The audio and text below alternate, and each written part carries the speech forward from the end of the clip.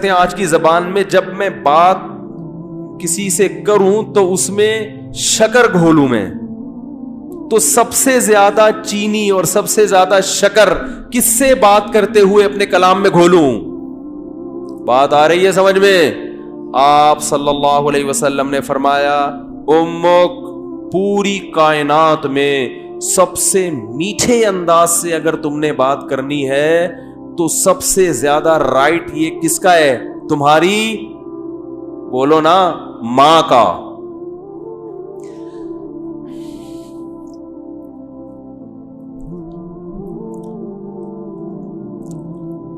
صحابی نے عرض کیا یا رسول اللہ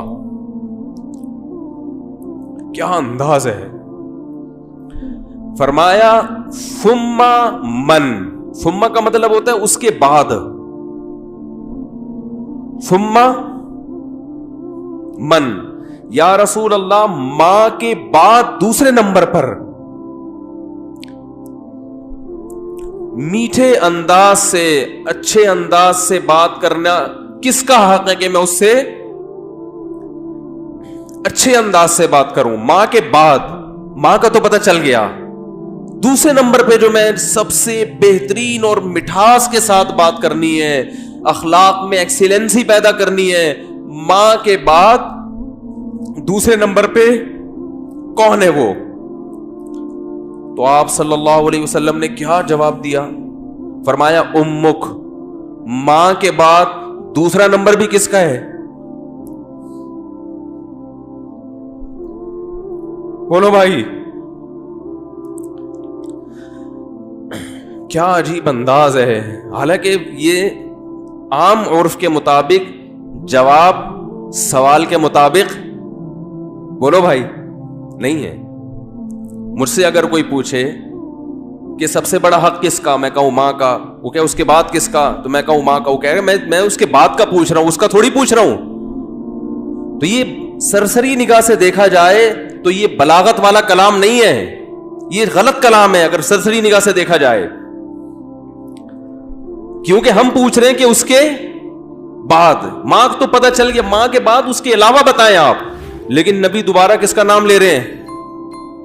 یہ سرسری نظر میں یہ کلام بلیغ نہیں ہے, لیکن حقیقت میں یہ بلاغت کے اعلی معیار پہ پہنچا ہوا کلام ہے. کیونکہ بات کو دل میں اتارنے کا اس سے بہتر طریقہ نہیں ہو سکتا تھا کہ ماں کے بعد دوسرا نمبر بھی کس کا ہے؟ ماں کا. اس کا مطلب کیا ہے کہ ماں کے بعد اگر تم یہ سمجھتے ہو کہ کسی سے بہت ہی میٹھے انداز میں بات کرنی ہے تو یہ حق دوبارہ ماں کو دے دو. دوبارہ کس کو دے دو؟ صحابی نے پھر پوچھا یا رسول اللہ ثم من. دیکھو صحابی کا انداز بھی کیا ہے, وہ چونکہ ان کو یہ تھا کہ مجھے ماں کے علاوہ اب چاہیے کہ کون ہے, اور نبی نے دوبارہ کس کا نام لے لیا؟ ماں کا. لہذا صحابی نے پھر اپنے سوال کو ریپیٹ کیا, کیونکہ وہ یہ سمجھتے تھے کہ مجھے میرے سوال کا جواب نہیں ملا. تو انہوں نے تیسری دفعہ پوچھا یا رسول اللہ ثم من, یا رسول اللہ تیسرے نمبر پہ کون ہے؟ تو آپ صلی اللہ علیہ وسلم نے فرمایا امک. تیسرے پہ بھی کون ہے؟ بولو بھائی, یہ ہے ویمن رائٹس. یہ کیا ہے؟ یہ جو بے شرم لوگ حقوق نسواں اور عورتوں کے حقوق کے نام پہ الو بنا رہے ہیں نا, ان کی باتوں میں مت آیا کرو. ان کا مقصد صرف عورت کو کپڑوں سے آزاد کرنا ہے اور مرد کی دسترس سے آزاد کر کے مرد کے مقابلے میں لا کے مرد کا دشمن بنانا, تاکہ مرد عورت سے محبت کرنا چھوڑ دے, اس کا حق دینا چھوڑ دے. تمہیں اسلام نے عورت کے جو حقوق بیان کیے ہیں, اس کے بعد ہمیں کسی اور سے عورت کے حقوق کو سمجھنے کی ضرورت نہیں ہے.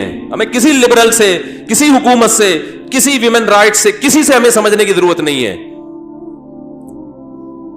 ہمیں اسلام نے بتا دیا ہے کہ ماں کے روپ میں عورت کا کیا حق ہے, بیوی کے روپ میں عورت کا کیا حق ہے, کہ بیٹی کے روپ میں عورت کا کیا حق ہے, بہن کے روپ میں عورت کا کیا حق ہے. اور یہ جو لبرل لوگ ہیں یہ صرف گرل فرینڈ کے حقوق جانتے ہیں, گرل فرینڈ سسٹم معاشرے میں لانا چاہتے ہیں, تمہیں درندہ بنانا چاہتے ہیں, تمہیں زانی بنانا چاہتے ہیں, تمہیں بدکار بنانا چاہتے ہیں. ان کا کوئی فیملی سسٹم نہیں ہے. جو قوم نکاح کی قائل نہ ہو ان کے ہاں ماں بہن بیٹیاں ہوتی ہیں. ماں بہن بیٹی, بھابھی چچی خالہ ممانی مامی پھپھی, یہ رشتے تو شادی بیاہ کے نتیجے میں وجود میں آتے ہیں. اولاد ہوتی ہے تو یہ رشتے وجود میں آتے ہیں. پھر ان رشتوں کا پاس رکھنے کا حکم دیا گیا ہے. جن قوموں میں ہر رشتے ہی نہیں ہے تم ان سے سیکھ رہے ہو کہ عورت کے حقوق ہمیں بتاؤ. تو آپ صلی اللہ علیہ وسلم نے کیا فرمایا؟ تیسرے نمبر پہ کس کا حق ہے؟ بولو بھائی, ماں کا. پھر صحابی نے پوچھا ثم من. اس کے صحابی بھی پوچھتے جا رہے ہیں, دیکھو رک نہیں رہے, کیونکہ ان کے سوال کا جواب مل نہیں رہا کہ یا رسول اللہ آپ ماں کا تذکرہ ختم کریں گے تو پتہ چلے گا کہ ماں کے بعد کس کا حق ہے. تو آپ صلی اللہ علیہ وسلم نے ارشاد فرمایا ثم ابوک. چوتھے نمبر پہ کون ہے؟ باپ. پوری کائنات میں اگر آپ کسی سے نرم انداز سے بات کرتے ہیں, میٹھے لب و لہجے میں بات کرتے ہیں, بہت سے لوگ ہیں جن سے آپ بہت نرم انداز میں بات کرتے ہیں. اپنے باس سے آپ سر کہہ کے بات کرتے کہ نہیں کرتے؟ کبھی آپ نے دیکھا کہ اس نے تھوڑا سا سختی کی ہو, آپ نے آنکھیں ماتھے پہ رکھ لی ہوں؟ کبھی دیکھا آپ نے؟ ہے بھائی, ایک فوجی اپنے آفیسر کے سامنے کیسے بات کرتا ہے؟ آپ نے دیکھا کبھی وہ ابے تبے سے بات کر رہا ہو؟ ہیں میں کسی کی نہیں سنتا, میری اپنا لائف اسٹائل ہے, سر مجھے زیادہ آرڈر نہ دیا کرو. کبھی دیکھا آپ نے ایسے اسٹائل میں بات کر رہا ہو؟ سر یہ جو آپ ہر وقت کی نصیحتیں کرتے ہیں مجھے سمجھ میں نہیں آتی. آفیسرز کر رہے ہوتے ہیں نا فوج میں, چونکہ زیادہ احترام ہے اس لیے میں ان کی مثال دے رہا ہوں. ایک بریگیڈیئر آیا اور ایک عام فوجی کو سمجھا رہا ہے کہ یہ کیا کرو یہ کیا کرو. وہ جواب میں کبھی دیکھا کہ سر یہ زیادہ نصیحتیں مجھے اچھی, بولو نا سر مجھے نہیں اچھی لگتی ہیں زیادہ ہر وقت کی نصیحتیں. حالانکہ وہ آفیسر اس کو تنخواہ نہیں دے رہا, تنخواہ اس کو گورنمنٹ دے رہی ہے. اس آفیسر کے اس پر احسانات نہیں ہے, صرف ایک ڈسپلن کو برقرار رکھنے کے لیے آرڈر دیا ہے کہ تمیز سے بات کرو.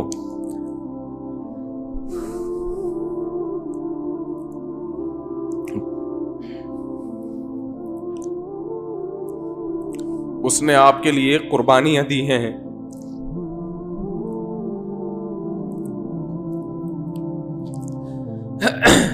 وہ آپ کے لیے لوگوں سے لڑا ہے. لڑتے ہیں کہ نہیں لڑتے؟ بھائی میرے بیٹے کو گالی دی کیوں تو نے؟ وہ یہ چاہتا ہے کہ آپ اس سے بھی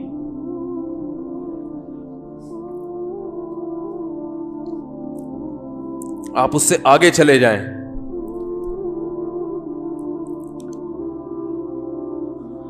آپ کی ماں نے جو آپ کو بچپن میں محبت سے پالا عزت کے ساتھ, تو ماں کو یہ شیلٹر کس نے دیا ہے بھائی؟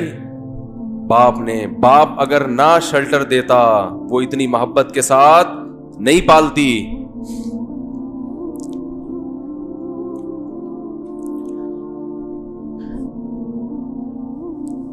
یہ ٹاپک مجھے چینج کرنا پڑے گا, میری میٹر جو ہے نا شارٹ ہو جاتا ہے, بولا نہیں جاتا اس ٹاپک پر. خیر ہم اپنا جو موضوع لے کے چلے تھے اسی کو کرتے ہیں.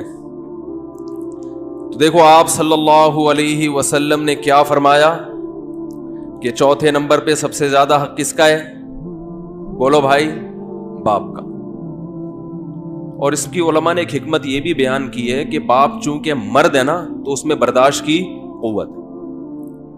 ماں میں برداشت نہیں ہوتی, اس سے بدتمیزی کرو گے بیچاری روتی رہے گی, باپ کھینچ کے 2 تھپڑ, ایسا ہی ہے نا, بھی باپ سے زیادہ نہیں اور لگا دے گا 2-4 کی, ماں بیچاری کڑتی رہتی ہے بیٹھ کے.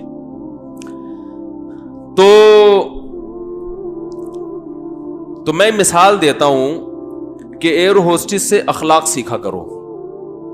جس اسٹائل میں ایئر ہوسٹس آپ سے بات کر رہی ہے, تو جب ماں سے بات کرو نا تو اس اسٹائل میں 3 چمچ چینی, 3 چمچ حدیث میں 3 گنا ہے نا, تو جتنی چینی آپ اپنے باس سے بات کرتے ہوئے اپنے کلام میں ملاتے ہو, اپنی ماں سے بات کرتے ہوئے 2 چمچ اس میں اضافی ڈال لیا کرو, تو ٹوٹل کتنے ہو جائیں گے؟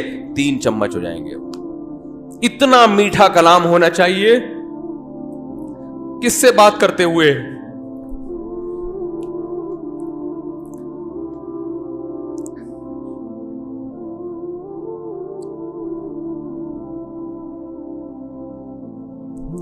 ہم نے بڑے بڑے علماء کو دیکھا ہے,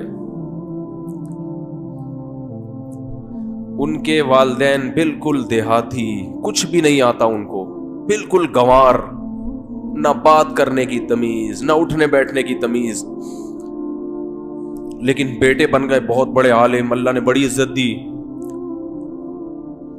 لیکن وہ اپنے باپ کا ایسا احترام کرتے تھے, ایسا بچھ جاتے تھے باپ کے سامنے, ہم نے اپنی آنکھوں سے دیکھا ہے کہ لگتا ہی نہیں تھا کہ یہ کوئی کیا عالم ہے, کوئی مفتی ہے, کوئی بزرگ ہے. تو کیونکہ جذبات ساتھ نہیں دے رہے, ورنہ ایسے کچھ واقعات آپ کو سناتا. بھائی اللہ کا حکم ہمارے لیے کیا ہے؟ کافی ہے نا.